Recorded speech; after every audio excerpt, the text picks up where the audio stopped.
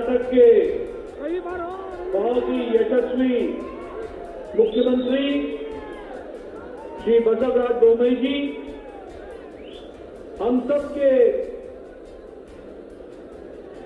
वरिष्ठ नेता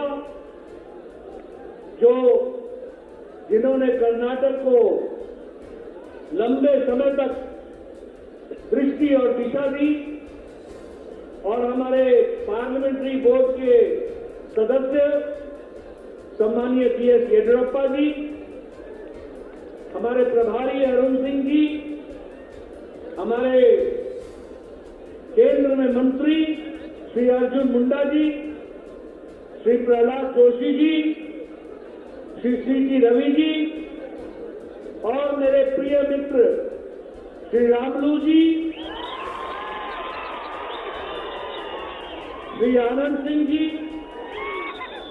श्री भगवंत कुबा जी, हमारे संसद में साथी श्री देवेंद्र अप्पा जी, बालचंद्र जारकिहोली जी, राजू गौड़ा जी, हमारे श्री त्रिपुरा जवाहर द्वार जी, सभी कर्नाटक के मंत्रीगण, सांसदगण, विधायकगण और इतनी बड़ी संख्या में हमारे समावेश में आए हुए हमारे वाल्मीकि भाई, देवियों और सज्जनों,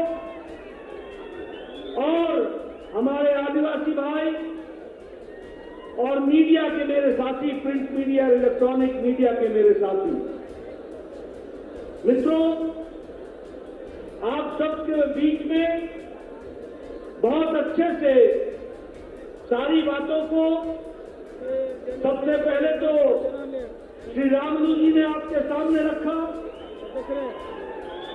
और जिस जोश के साथ, जिस अंदाज के साथ आपने उनका स्वागत किया, उससे मुझे समझ में आता है कि आपको सारी बात अच्छे से समझ में आ चुकी है, यह मैं जरूर कहना चाहता हूं।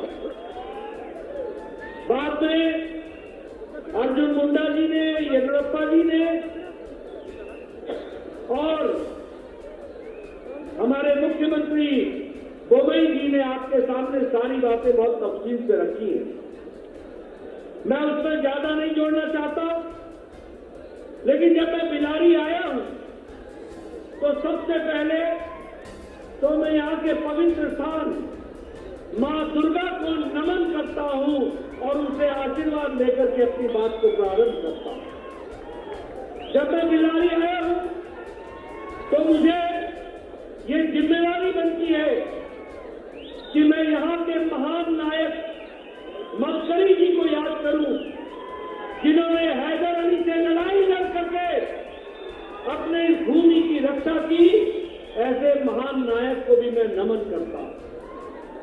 और जब मैं आज की राजनीतिक परिस्थिति पर चर्चा करता हूं तो मैं आपसे कहना चाहता हूं कि आप और हम बड़े भाग्यशाली हैं कि राजनीति में हम ऐसा समय देख रहे हैं जब हमारे आदिवासी भाइयों को, जब हमारे वाल्मीकि भाइयों को, जब हमारे गांव, गरीब, वंचित, पीड़ित, शोषित, दलित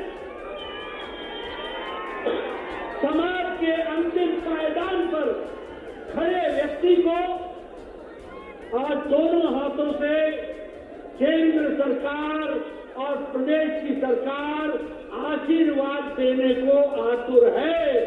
यह हम सबके लिए बहुत ही सौभाग्य की बात है। और फिर मैं कहने के लिए नहीं कह रहा हूं मित्रों, आपने लंबे समय तक राजनीति में आपने देखा होगा, लोगों ने आपके साथ, आपके वोट के साथ धोखा दिया, आपके हक हुकूक की रक्षा नहीं की, आपकी चिंता नहीं की गई और आपके वोट को वोट बैंक समझकर उपयोग किया। लेकिन जब देने की बारी आई तो आपसे मुंह मोड़ लिया गया।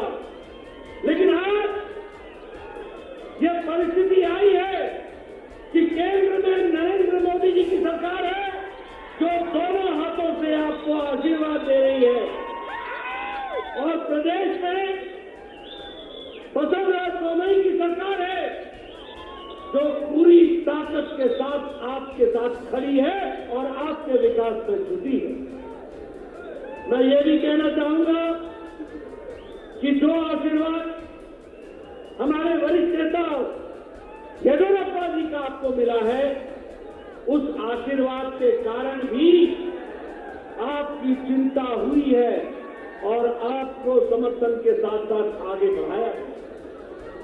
मित्रों, जब मैं कन्नड़ में समझ पा रहा था, मैं देख रहा था कि बोम्मई साहब चर्चा कर रहे हैं कि आज यहां भारत में एक आदिवासी महिला भारत की राष्ट्रपति बनती है। मैं जानना चाहता हूं 70 साल क्यों नहीं किसी राजनीतिक दल को यह याद आया कि हमारे 8% से ज्यादा जनसंख्या, 10 करोड़ से ज्यादा आबादी हमारे आदिवासी भाइयों की है और उनको सही प्रतिनिधित्व मिलना चाहिए। किसी ने भी आपकी सुध नहीं ली, किसी ने भी आपकी चिंता नहीं की, लेकिन नरेंद्र मोदी जी ने एक महिला और आदिवासी महिला को भारत का राष्ट्रपति बना करके आदिवासी का सम्मान जगाया और आदिवासी को स्थान दिया। ये हमको याद रखना चाहिए। आज अर्जुन मुंडा हमारे बीच में बैठे हैं। आप आदिवासी, ट्राइबल, जनजाति, अनुसूचित जनजाति के मंत्री हैं, झारखंड के मुख्यमंत्री रहे हैं, एक बार नहीं 2 बार। सर्बानंद सोनोवाल है, असम के मुख्यमंत्री रहे हैं। हमारी गवर्नर है छत्तीसगढ़ की, वो भी ट्राइबल है। तो जब बारी आती है राष्ट्रपति बनाने की, जब बारी आती है मुख्यमंत्री बनाने की, जब बारी आती है गवर्नर बनाने की, तो कोई पहल नहीं करता है।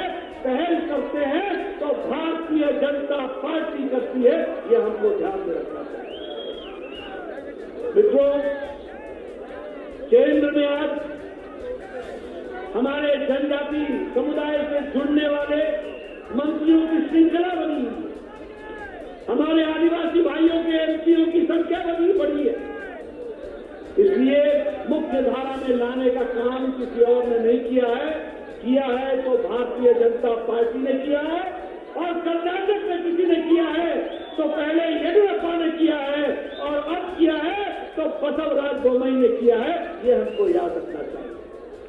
और मैं जब ये सारी बातें आपसे करता हूं तो मैं आपको बताना चाहता हूं, ये जनजाति गौरव दिवस मनाने के लिए 74 साल देश को क्यों इंतजार करना पड़ा? क्यों नहीं पहले समझ में आया कि जनजाति का भी गौरव होना चाहिए? क्यों बिरसा मुंडा पहले नहीं याद आए? क्यों भगवान बिरसा मुंडा के पहले नहीं याद आए? ये इसलिए ऐसा हुआ क्योंकि कांग्रेस पार्टी जो यूपीए की सरकार और कांग्रेस की सरकार जो लंबे समय तक केंद्र में थी, उसने आपको वोट बैंक की तरह इस्तेमाल किया, आपका उपयोग किया, लेकिन जब देने की बारी आई तो मुट्ठी बंद कर ली और मुंह मोड़ लिया। यह भी हमको ध्यान में रखना चाहिए। आज हमारा बजट ट्राइबल का कहा 3,850 होता था, आज 8,451 करोड़ रुपए हो गया। नेशनल ट्रस्ट फॉर रिसर्च और 27 संस्थान देश भर में बनाए गए। किस लिए? इसलिए कि आदिवासियों के विकास के लिए कैसे चिंता की जा सकती है, इसके लिए राष्ट्रीय स्तर के 27 संस्थान बनाए गए। मित्रों, अगर मैं बच्चों की बात करूं तो ट्राइबल स्कॉलरशिप की बात करो, एकलव्य विद्यालय की बात करो, शिक्षा की बात करो, सोच की कि आदिवासी भाइयों के लिए विशेष प्रयोजन हर एक स्कीम में किया गया। आज मैं ये दावे के साथ कह सकता हूं कि अगर प्रधानमंत्री आवास योजना आई तो उसका मुख्य हिस्सा हमारे आदिवासी भाइयों को गया है। अगर उज्ज्वला योजना आई तो बड़ी संख्या में गैस का सिलेंडर आदिवासी भाइयों को गया है। अगर प्रधानमंत्री गरीब कल्याण अन्न योजना चलाई गई तो उसका भी बड़ा हिस्सा आदिवासी भाइयों को समर्थन में मिला। अगर मैं आयुष्मान भारत की बात करूं तो स्वास्थ्य की दृष्टि से भी हमारे आदिवासी भाइयों को मुख्य धारा में लाने का काम हुआ।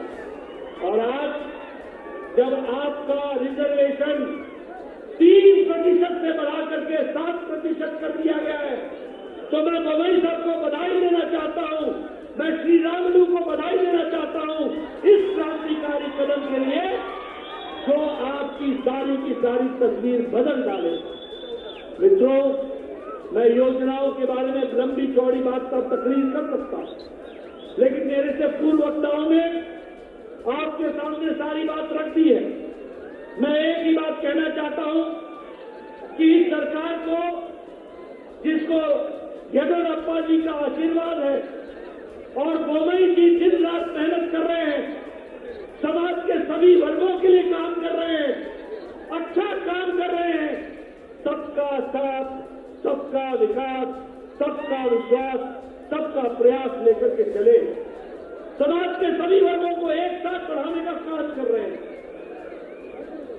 डेवलपमेंट की दृष्टि से इंफ्रास्ट्रक्चर में काम हो रहा है, स्वास्थ्य की दृष्टि से काम हो रहा है, शिक्षा के विकास के लिए काम हो रहा है, आईटी सेक्टर में काम हो रहा है और जिसे हम कहते हैं कि इंफ्रास्ट्रक्चर के साथ साथ कनेक्टिविटी पर भी काम हो रहा है। मित्रों, मैं एक बड़े संतोष के साथ कह सकता हूं कि कर्नाटक की सरकार पूरी ताकत से जहां आदिवासियों की चिंता कर रही है, वहीं हमारे दलित भाइयों की भी चिंता हो रही है, वहीं हमारे ओबीसी भाइयों की भी चिंता हो रही है, वहीं गांव, गरीब, वंचित, पीड़ित, शोषित, दलित सबकी चिंता हो रही है। और इसलिए यह भी जरूरी बनता है कि जब समय आए तो ऐसी सरकार को संभाल के रखना, इसकी चिंता करना आपकी जिम्मेवारी बन जाती है, आपको पूरा करना चाहिए। और मुझे पूरा विश्वास है कि आप इसकी चिंता करेंगे और बोम्मई जी की सरकार को, जिसको प्रधानमंत्री जी का कर्नाटक को आशीर्वाद है, येदियुरप्पा जी का समर्थन है और बोम्मई जी का कार्य है, ये सब मिलकर के इस कर्नाटक प्रदेश को आगे ले जाएंगे। आपने मेरी बात बड़े ध्यानपूर्वक सुनी, काफी लंबा समय हो गया, मुझे मालूम है कि आप जाने को भी आतुर होंगे, पर फिर भी आपने मुझे सुना, आपका बहुत बहुत धन्यवाद। जय भारत, जय कर्नाटक। आम आदमी मंच पर आसीन इस क्षेत्र से आम आदमी पार्टी के लोकप्रिय प्रत्याशी और आपके वोट, आपके आशीर्वाद से 8 दिसंबर को जब परिणाम आएगा तो इस क्षेत्र के होने वाले विधायक, मैं आपकी ताकत पे कह रहा हूं, मनोज सौरथिया जी, नरेश भाई, साईं बाबा जी और सभी साथियों का मैं अभिनंदन करता हूं। हमारे बीच में किसान सेल के पूर्व अध्यक्ष हैं पंजाब से करणवीर टिवाना जी, हमारी प्रवक्ता हैं प्रियंका कक्कड़ जी, उपस्थित साथियों और दोस्तों, ये विधानसभा का चुनाव पूरे गुजरात में आम आदमी पार्टी जोर शोर से लड़ रही है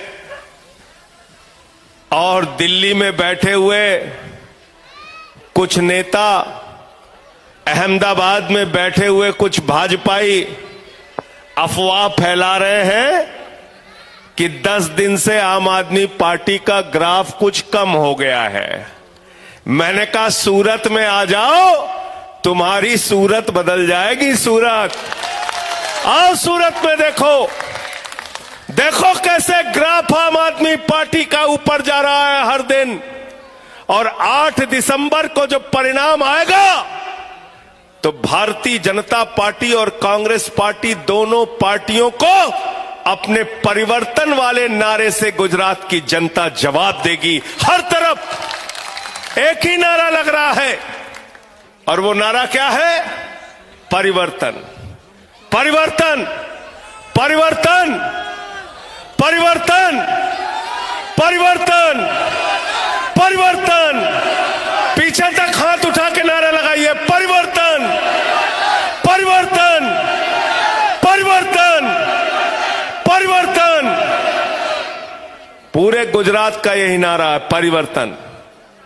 और परिवर्तन किस बात से? परिवर्तन 27 साल के कुशासन से। आज गुजरात जवाब मांग रहा है भारतीय जनता पार्टी से कि बताओ, तुमने 6000 सरकारी स्कूल बंद क्यों किए?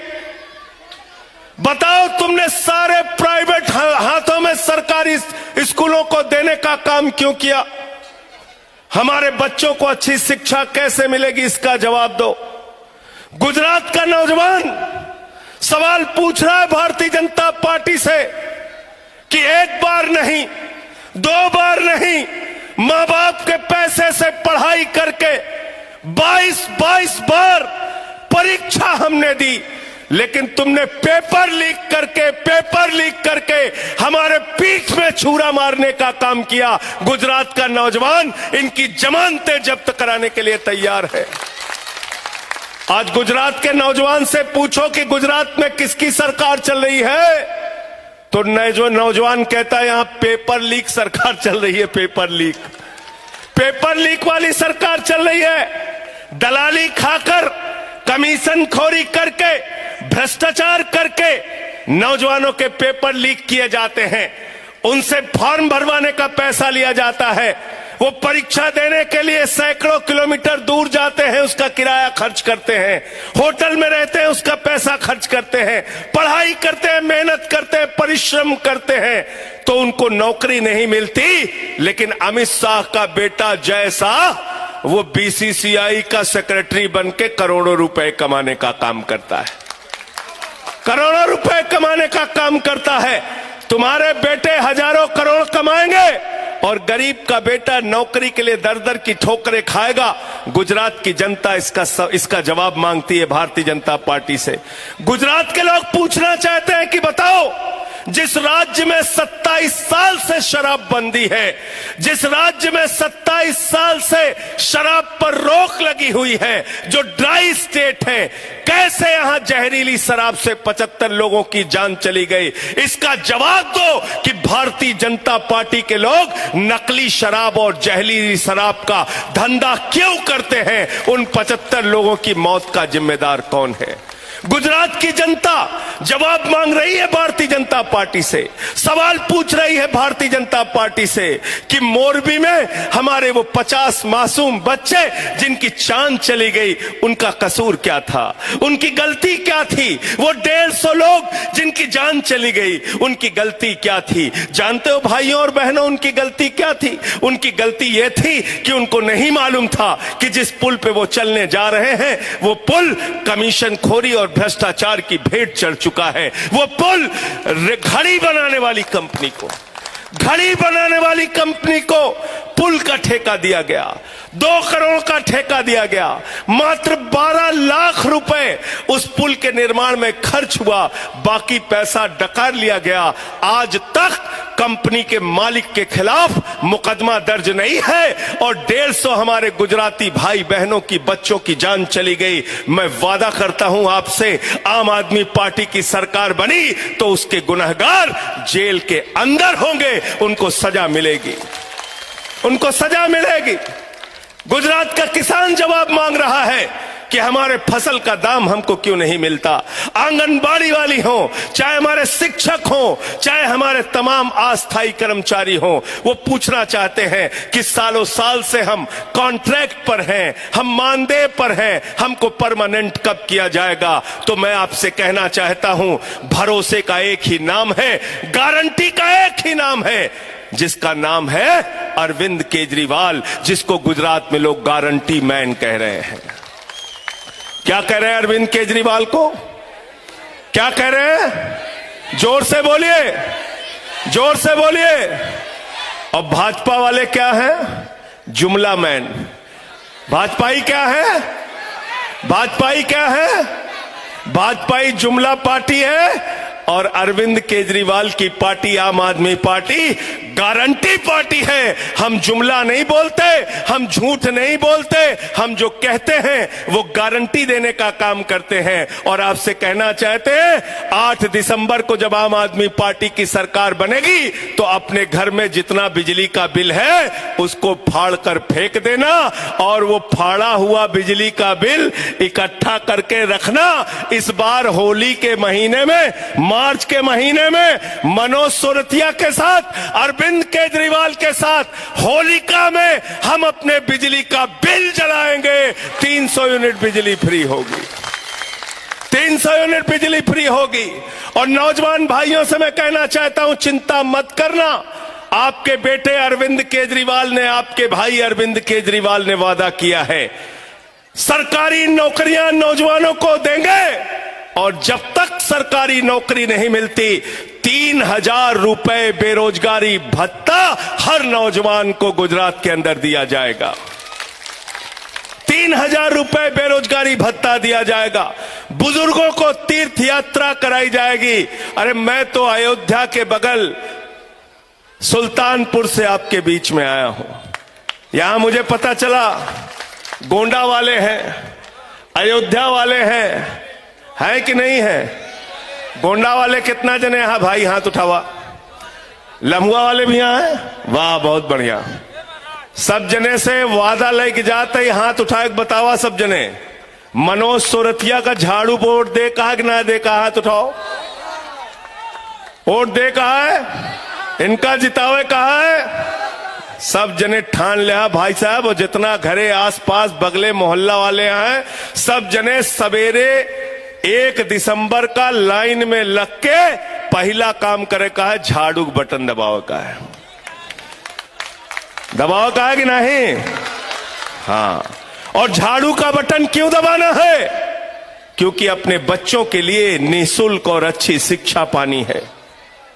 सरकारी स्कूल बेहतरीन बनवाने हैं गुजरात के अंदर। अस्पताल की जो व्यवस्था आज है, कोरोना के समय में हमने देखा, कोई मैं नहीं कह रहा, संजय सिंह, कोई मनोज सुरतिया और अरविंद केजरीवाल नहीं कह रहे, गुजरात के हाई कोर्ट ने गुजरात की भारतीय जनता पार्टी की सरकार को फटकार लगाई कि कोरोना की व्यवस्था बदहाल थी, अहमदाबाद में बदहाल थी।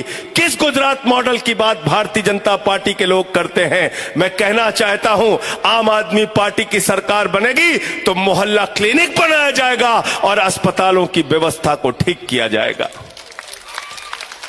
आज दिल्ली के अंदर केजरीवाल जी जब मुख्यमंत्री बने तो सरकारी स्कूलों में मकड़ी के जाले लगे रहते थे। टाट पट्टी पर बैठ के बच्चे पढ़ते थे। बच्चियों के लिए टॉयलेट का इंतजाम नहीं था। आज उन्हीं सरकारी स्कूलों में दिल्ली के अंदर अरविंद केजरीवाल ने एयर कंडीशन कमरे बच्चों की पढ़ाई के लिए बनाए हैं। स्विमिंग पूल का निर्माण किया है, एथलीट के ग्राउंड बनाए हैं, हॉकी के ग्राउंड बनाए हैं। दिल्ली के सरकारी स्कूलों के टीचर विदेशों में ट्रेनिंग लेने के लिए जाते हैं और 5 साल से इंटर का रिजल्ट प्राइवेट स्कूलों से बेहतरीन सरकारी स्कूलों का दिल्ली के अंदर आया है। वो सपना हम गुजरात में पूरा करना चाहते हैं। तो हम मुद्दों की बात कर रहे हैं, काम की बात कर रहे हैं, आपके जिंदगी में बदलाव की बात कर रहे हैं। आपके लिए लड़ने का, संघर्ष करने का काम हमारे बहादुर साथी मनोज सुरतिया ने किया था। आपको याद होगा भारतीय जनता पार्टी के लोगों ने इनका सर फोड़ दिया था, लेकिन मैं वो तस्वीर भूल नहीं सकता। इनके सर से खून बह रहा था, शरीर लहूलुहान था, लेकिन नारे लग रहे थे आपके हक में, आपके न्याय में, आपको हक दिलाने के लिए नौजवान लड़ रहा था। अगर ये नहीं जीता मनोज तो न मैं अपने आप को माफ कर पाऊंगा, ना आप अपने आप को माफ कर पाओगे। इसलिए मैं कहना चाहता हूं, जितना समय है पूरी ताकत से मनोज सुरतिया को यहां से जिताने का काम करना, भारी अंतर से जिताने का काम करना, इनको जिताने का काम करना। और जब विधानसभा के अंदर गुजरात में पहुंचेंगे तो जैसे सड़क पर आपकी लड़ाई लड़ी वैसे सदन में लड़ने का काम मनोज सुरतिया करेंगे। आज ये कैसे नकली लोग सत्ता पर हैं, ध्यान से समझ लेना। ये लोग नारा लगाते हैं भारत माता की जय, भारत की रेलवे बेचेंगे। ये भाजपाई बेईमान नारा लगाते हैं भारत माता की जय, भारत की बैंक बेचेंगे। भारत माता की जय, भारत की LIC बेचेंगे। भारत माता की जय, steel authority of India limited बेचेंगे, कोल इंडिया बेचेंगे। भारत माता की जय, सड़क बेचेंगे, बिजली बेचेंगे, पानी बेचेंगे, स्टेडियम बेचेंगे, FCI बेचेंगे, पूरा हिंदुस्तान बेचेंगे। और अरविंद केजरीवाल क्या कहते हैं? भारत माता की जय, हम आपके बच्चों के लिए स्कूल बनाएंगे। भारत माता की जय, हम अपने बुजुर्गों को तीर्थ यात्रा कराएंगे। भारत माता की जय, हम आपके लिए अच्छे अस्पताल बनाएंगे। भारत माता की जय, हम आपके लिए अच्छी सड़कें बनाएंगे। गुजरात को तरक्की और देश को तरक्की और विकास के रास्ते पर ले जाएंगे। अरे भारत माता की जय तो तब होगी जब हमारे बच्चों को अच्छी शिक्षा मिलेगी, हमको अच्छा इलाज मिलेगा, गुजरात तरक्की के रास्ते पर जाएगा, हर आदमी सीना तान के इंसानियत के दायरे में अपनी जिंदगी बिता पाएगा, तब भारत माता की जय होगी। इसलिए साथियों और दोस्तों, मैं कहना चाहता हूं, आम आदमी पार्टी के साथ जुड़िए। हमारी पार्टी में जो नेता हैं, जो साथी हैं, जो कार्यकर्ता हैं, ये किसी अरबपति खरबपति खानदान के नहीं हैं। ये मनोज सोरठिया, इनके पिताजी कोई विधायक, सांसद, कोई मंत्री नहीं है। इनके परिवार के लोग कोई राजनीति में बड़े पद पर नहीं है। ऐसे ही सामान्य परिवारों से निकले हुए लोग हमारी पार्टी में विधायक हैं, मंत्री हैं, मुख्यमंत्री हैं। मास्टर के बेटे भगवंत मान 92 सीटें लेकर पंजाब के अंदर मुख्यमंत्री बनते हैं, और इंजीनियर के बेटे अरविंद केजरीवाल 3 बार से लगातार दिल्ली के मुख्यमंत्री बनते हैं, आपके आशीर्वाद से, आपके प्यार से, आपके वोटों की ताकत से। क्योंकि आम आदमी के वोट की ताकत वो ताकत है कि पंजाब के मुख्यमंत्री लड़ रहे थे जिनका नाम था चन्नी, और वहां पर मोबाइल की कर्मचारी काम करने वाले, दुकान पर काम करने वाले कर्मचारी ने, मोबाइल की दुकान पे काम करने वाले कर्मचारी ने, लाभ सिंह ने उस मुख्यमंत्री चन्नी को चवन्नी बनाने का काम किया, उनको चुनाव में जमानत जब्त कराने का काम किया, हराने का काम किया चुनाव में। और कांग्रेसियों की तो हालत ही क्या कर दी दिल्ली में केजरीवाल जी ने। क्या किया? पहली बार लड़े, कांग्रेसियों की 8 सीट आई। दूसरी बार लड़े, 0 सीट आई। तीसरी बार लड़े, 0 सीट आई। दिल्ली में कांग्रेस के बारे में माताएं अपने बच्चों को दुनिया की सबसे छोटी कहानी सुनाती हैं, और उस कहानी का नाम है एक थी कांग्रेस, कहानी खत्म। तो इसलिए कांग्रेस के चक्कर में मत पड़ना। गुजरात में भी कहीं कांग्रेस चुनाव नहीं लड़ रही है। कांग्रेस साफ है। कांग्रेस भाजपाइयों से लड़ने के बजाय आपस में लड़ती है, और गलती से अगर कांग्रेस का विधायक जीत भी जाता है तो वो भारतीय जनता पार्टी के गोद में जाके खेलने लगता है। भाजपाई उनको अपने गोदी में खिलाते हैं। मध्य प्रदेश में कांग्रेस का विधायक जीता, भाजपा ने खरीद लिया। गोवा में कांग्रेस का विधायक जीता, भाजपा ने खरीद लिया। कर्नाटक में कांग्रेस का विधायक जीता, भाजपा ने खरीद लिया। उत्तराखंड में कांग्रेस का विधायक जीता, भाजपा ने खरीद लिया। अरुणाचल में कांग्रेस का विधायक जीता, भाजपा में खरीद लिया। गोवा में कांग्रेस का विधायक जीता, भाजपा में। पूरे देश में, गुजरात में भाजपा का, कांग्रेस का विधायक जीता, भाजपा ने खरीद लिया। बताओ, ऐसे बिकने वाली पार्टी को वोट क्यों दोगे? अपना वोट बर्बाद क्यों करोगे? कुछ साल पहले एक फिल्म आई थी, दूल्हा बिकता है। आज कांग्रेसियों ने अपने कार्यालय के सामने बोर्ड लगा रखा है, विधायक बिकता है। सस्ते रेट में विधायक बिकता है, बोलो खरीदोगे? यह हालत हो गई है कांग्रेसियों की।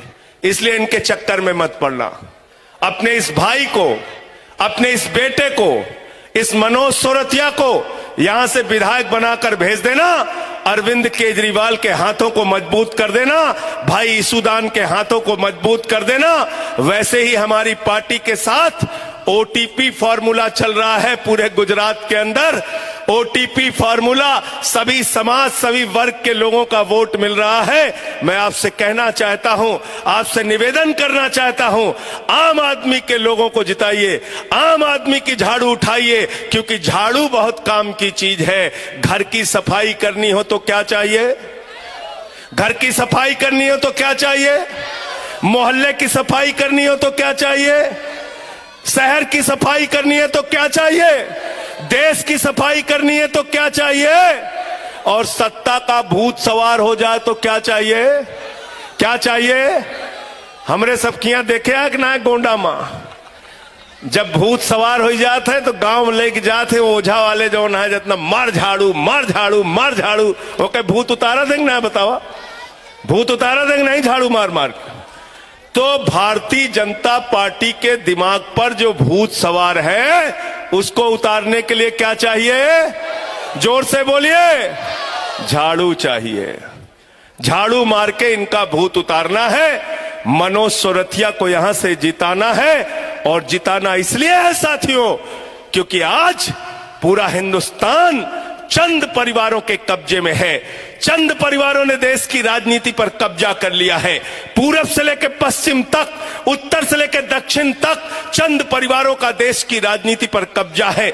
चले जाइए कश्मीर, शेख अब्दुल्ला, फारूक अब्दुल्ला, उमर अब्दुल्ला, एक ही परिवार की पार्टी। मुफ्ती मोहम्मद शहीद, महबूबा मुफ्ती, एक ही परिवार की पार्टी। चले जाइए पंजाब, प्रकाश सिंह बादल, सुखबीर बादल, हरसिमरत कौर, विक्रम मजीठिया, आदेश प्रताप सिंह, एक ही परिवार की पार्टी। चले जाइए हरियाणा, चौधरी देवीलाल, ओम प्रकाश चौटाला, अभय चौटाला, अजय चौटाला, दुष्यंत चौटाला, एक ही परिवार की पार्टी। भूपेंद्र हुड्डा, दीपेंद्र हुड्डा, एक ही परिवार की पार्टी। चले जाइए महाराष्ट्र, बाल ठाकरे, उद्धव ठाकरे, आदित्य ठाकरे, एक ही परिवार की पार्टी। शरद पवार, सुप्रिया सुले, अजीत पवार, एक ही परिवार की पार्टी। चले जाइए उत्तर प्रदेश, मुलायम सिंह यादव, अखिलेश यादव, रामगोपाल यादव, शिवपाल यादव, धर्मेंद्र यादव, डिंपल यादव, प्रतीक यादव, आदित्य यादव, एक ही परिवार की पार्टी। चौधरी चरण सिंह, चौधरी अजीत सिंह, जयंत चौधरी, एक ही परिवार की पार्टी।